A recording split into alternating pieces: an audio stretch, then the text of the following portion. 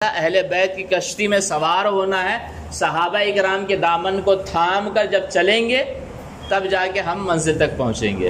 تو ہمارے لیے ضروری ہے کہ صحابہ کے دامن بھی تھامیں اور اہل بیت اطہار کے ساتھ بھی رہیں، تو ہی کامیابی ملے گی۔ یہ بات سمجھ میں آ رہی ہے؟ صرف اگر کوئی صحابہ تک پہنچ جائے، اہل بیت اطہار کو چھوڑ دے تو کامیابی نہیں مل سکتی۔ کوئی صرف اہل بیت اطہار کو ہی پکڑ لے اور صحابہ کو چھوڑ دے، جیسے آپ شیعہ کو دیکھ لیں، تو کامیابی نہیں مل سکتی۔ ضروری یہ ہے کہ اہل بیت اطہار کی کشتی میں سوار ہو اور صحابہ کے ذریعے ہدایت حاصل کرے، تب یہ منزل تک یہ امت پہنچ سکتی ہے۔ تو اس سے یہ بات تو ثابت ہوتی ہے کہ ہاں آج بھی ہمارے پاس جتنی بھی روایتیں ہیں اہل بیت اطہار کے تعلق سے، صحابہ کرام ہی روایت کی ہے۔ اب انہی سے اگر ہم دشمنی رکھیں تو یہ بہتر نہیں ہے۔ حضرت عباس رضی اللہ تعالیٰ عنہ یہ روایت کرتے ہیں، نبی کریم صلی اللہ علیہ وسلم کے چاچا ہیں، ابن ماجہ کی روایت ہے۔ نبی صلی اللہ علیہ وسلم فرماتے ہیں قوم کی حالت کیا ہو گئی ہے کہ میری اہل بیت میں سے کوئی ان کے پاس بیٹھ جاتا ہے تو وہ گفتگو کرتے رہتے ہیں تو بات کرنا بند کر دیتے ہیں۔ ایک مرتبہ ہوا یہ تھا، ایک مرتبہ کیا کہ اس زمانے میں ہوا تھا کہ حضرت عباس رضی اللہ تعالیٰ عنہ کہیں جا رہے تھے، دیکھے کچھ لوگ گفتگو کر رہے ہیں، ان کے پاس جا کے بیٹھے تو وہ لوگ بات چیت ہی بند کر دیے۔ تو نبی صلی اللہ علیہ وسلم فرماتے ہیں کہ قوم کی کیا حالت ہو چکی ہے کہ میرے اہل بیت کا کوئی فرد ان کے پاس جا کے بیٹھتا ہے تو وہ گفتگو کرنا بند کر دیتے ہیں۔ آگے فرماتے ہیں والذی نفسی بیدہ، مجھے اس ذات کی قسم جس کے دستے قدرت میں میری جان ہے، جس کے دستے قدرت میں میری جان ہے، مجھے اس ذات کی قسم، لا يدخل قلب امرئ الایمان، کسی بھی انسان کے دل میں ایمان داخل نہیں ہوگا اس وقت تک، یہاں تک کہ وہ اللہ کے لیے اور میری قرابت کی وجہ سے اہل بیت سے محبت نہ کرے۔ یعنی جب تک اللہ کی رضا کے لیے اور میری جو رشتہ داری ہے اہل بیت سے، اس رشتہ داری کی وجہ سے اہل بیت سے کوئی جب تک محبت نہیں کرے گا تب تک ایمان اس کے سینے میں داخل نہیں ہوگا۔ ہم اگر مومن ہونا چاہتے ہیں، ہمارے لیے ضروری ہے کہ ہم اہل بیت اطہار سے خوب خوب محبت کریں۔ ان کا دامن چھوڑ دیے تو پھر ہم مومن نہیں ہو سکتے۔ آگے بڑھتے ہیں۔ حضرت ابن عمر، عبداللہ ابن عمر رضی اللہ تعالیٰ عنہ یہ فرماتے ہیں اور یہ بیان کرتے ہیں کہ حضرت ابوبکر صدیق رضی اللہ تعالیٰ عنہ فرماتے ہیں ارقبوا محمدا فی اہل بیتہ، کہ نبی صلی اللہ علیہ وسلم کا پاس اور خیال رکھنا ان کی اہل بیت کے متعلق۔ یعنی جب کوئی بات اہل بیت کے تعلق سے آ جائے تو فیصلہ کرنے یا کچھ کام کرنے سے پہلے نبی صلی اللہ علیہ وسلم کا لحاظ ضرور رکھنا۔ ہو سکتا ہے ابھی بھی بہت سارے سید ہیں، ان کے اوپر ہمیں جب غصہ آ جائے تو یہ نہیں دیکھنا چاہیے کہ اس کی وجہ سے مجھے تکلیف ہے، بلکہ یہ دیکھیں یہ ہے کون، اس کی نسبت کس کی طرف ہے۔ یہ بات سمجھ میں آ رہی ہے؟ حضرت ابوبکر صدیق رضی اللہ تعالیٰ عنہ کا یہ کہنا ارقبوا محمدا فی اہل بیتہ، اہل بیت کے متعلق نبی صلی اللہ علیہ وسلم کا خیال رکھنا، اس کا معنی یہ ہے کہ اگر کسی سید پر یا کسی اہل بیت کے افراد پر آپ کو غصہ آ جائے تو غصہ آنا ہو سکتا ہے کہ غلطی ان کی ہو، تو آپ کا غصہ بالکل جائز ہے، لیکن انتقامی کارروائی مت کرنا، اس لیے کہ یہ خیال رکھنا کہ اس کی نسبت کس کی طرف ہے۔ آپ دیکھنا کہ یہ سیدہ فاطمہ الزہرا کی اولاد ہے، نبی کریم صلی اللہ علیہ وسلم کے نور نظر ہے، یہ سوچ کر کیا ہے انہیں معاف کر دینا۔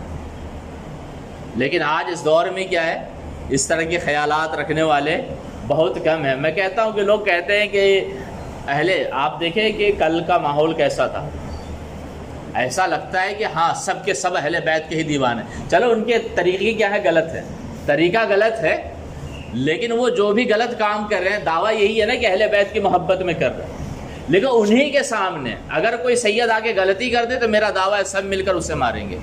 پھر یہ نہیں کہیں گے کہ امام حسین کی اولاد یہ ہے، امام حسن کی یہ اولاد ہے، پھر کوئی نہیں کہنے والا، بلکہ سب کے سب انتقامی کارروائی کرتے ہوئے اسے کوٹنا شروع کر دیں گے، کوئی بچانے والا بھی نہیں ہوگا۔ تو پھر ہماری محبت کیسی کہ ہم کہیں کہ ہاں اہل بیت جو میدان کرب و بلا میں تھے ان سے ہمیں محبت ہے، لیکن ان کی اولادیں جو ابھی پائی جا رہی ہے ان کے ساتھ ہمارا کیا تعلق؟ ہمیں اپنے رشتہ داروں سے محبت ہے، ہمیں اپنے رشتہ داروں سے محبت، اتنی محبت ہے کہ انہیں بھوک لگی ہوتی ہے تو ہم گھر سے کھانا بنا کے پہنچا دیتے ہیں۔ تو جن سے محبت کرنا ہمارے ایمان کا حصہ ہے، پھر سوچے ان کے تعلق سے ہمارا کیا رویہ ہونا چاہیے۔ تو اہل بیت کے تعلق سے تو اس سے بھی زیادہ ہونا چاہیے. اپنی فیملی سے بہتر اور زیادہ محبت اہل بیت سے ہونی چاہیے. ہم جتنی محبت اہل بیت اپنی فیملی سے کرتے اس سے کہیں زیادہ نبی صلی اللہ علیہ وسلم کے اہل بیت سے ہونی چاہیے اگر ہم ایمان والے ہیں اور حقیقت میں اہل سنت والجماعت سے ہمارا تعلق ہے تو. اس لیے کہ جو سنی ہوگا وہ ٹوٹ کر اہل بیت سے محبت کرے گا. اگر سیدوں سے کوئی کمی ہو بھی جائے گی تو یہ سوچ کر کہ یہ امام حسین کی اولاد ہے فوراً معاف کر دے گا. اس کے معافی مانگنے سے پہلے معاف کرے گا, تم تو میرے آقا کی اولاد ہو, میں ہم نوکر ہیں. حقیقت دل سے سوچے کہ سیدوں کی شان یہ ہے کہ وہ ہمارے آقا ہیں, ہم ان کے غلام ہیں.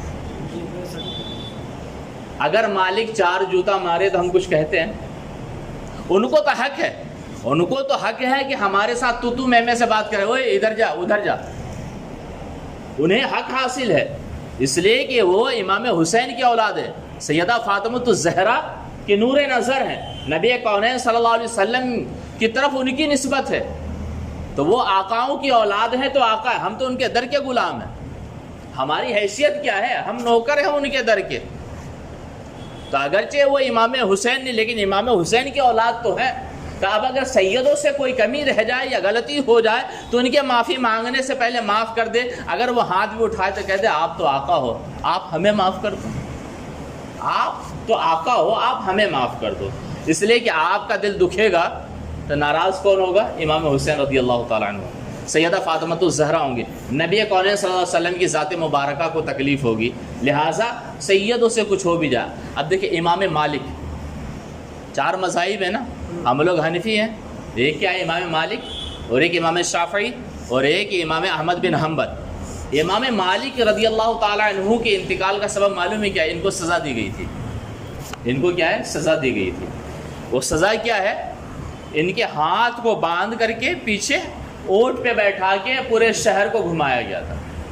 اس کی وجہ سے ان کا ہاتھ اٹھنا بند ہو گیا تھا. پھر بیماری ایسی لاحق ہو گئی کہ اسی بیماری سے وہ دنیا سے رخصت ہو گئے. اور ساتھ میں انہیں کوڑے بھی مروائے گئے تھے. ساتھ میں انہیں کیا ہے؟ کوڑے بھی مروائے. جب کوڑے مارے گئے نا تو یہ بے ہوش ہو گئے. امام مالک رضی اللہ تعالیٰ عنہ کو جب کوڑا مارا گیا تو کیا ہوا؟ امام مالک بے ہوش ہو گئے. جب ہوش میں آئے تو بس ایک الفاظ کیا, لوگ گواہ ہے نا, میں نے معاف کیا, میں نے معاف کیا, میں نے معاف کیا, میں نے معاف کیا. پھر بے ہوش ہو گئے. سارے لوگ سوچ رہے کہ امام کو کوڑا مارا گیا ہے, لگتا ہے کہ ذہنی توازن تھوڑا سا ہل گیا. ہوش میں آئے تو انسان آہ اوہ کرتا ہے, تکلیف کا اظہار کہتا ہے. یہ ہوش میں آتے ہی کیا کہہ رہے ہیں؟ میں نے معاف کیا, میں نے معاف کیا, گواہ رہنا, میں نے معاف کیا.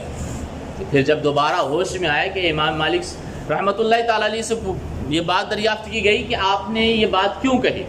امام مالک رضی اللہ تعالیٰ عنہ فرماتے ہیں کہ جس کے حکم سے مجھے کوڑے مارا گیا نا وہ گورنر نبی صلی اللہ علیہ وسلم کی اولادوں میں سے, وہ سید ہے. اور اگر میں اسے معاف نہ کروں اور مر جاتا تو کل قیامت میں اس مار کی وجہ سے نبی کریم صلی اللہ علیہ وسلم کے سامنے ان کی اولاد کی گرفت ہو جاتی. اور میں نہیں چاہتا کہ میری وجہ سے نبی صلی اللہ علیہ وسلم کی اولاد کی گردن میدان محشر میں نبی صلی اللہ علیہ وسلم کے سامنے جھک جائے. اس لیے میں نے مرنے سے پہلے اسے معاف کر دیا.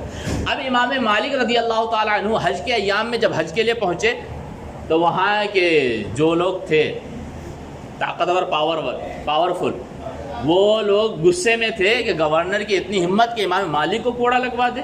اس لیے کہ مدینہ المنورہ مکہ المکرمہ میں اس وقت جتنے بھی علماء تھے سب ان کے شاگرد تھے, بڑے بڑے عالم ان کے شاگرد تھے. تو امام مالک رضی اللہ تعالیٰ عنہ سے بات یہ کی گئی اگر آپ اجازت دے تو گورنر پر کارروائی کی جائے. امام مالک رضی اللہ تعالیٰ عنہ کہتے ہیں نہیں, میں کوئی کارروائی نہیں چاہتا, اس لیے کہ وہ سید ہے اور سید کے در کے ہم غلام ہیں, وہ آقا, وہ جو چاہے کرے, انہیں اجازت ہے, میں ان پہ کوئی کارروائی نہیں چاہتا, میں انہیں معاف کرتا ہوں. تو آپ سوچیں کہ امام مالک ہمارے جو امام ہیں ان کا رویہ اہل بیت اطہار سیدوں کے ساتھ کیسا تھا, تو ہمارا بھی رویہ ویسا ہی ہونا چاہیے.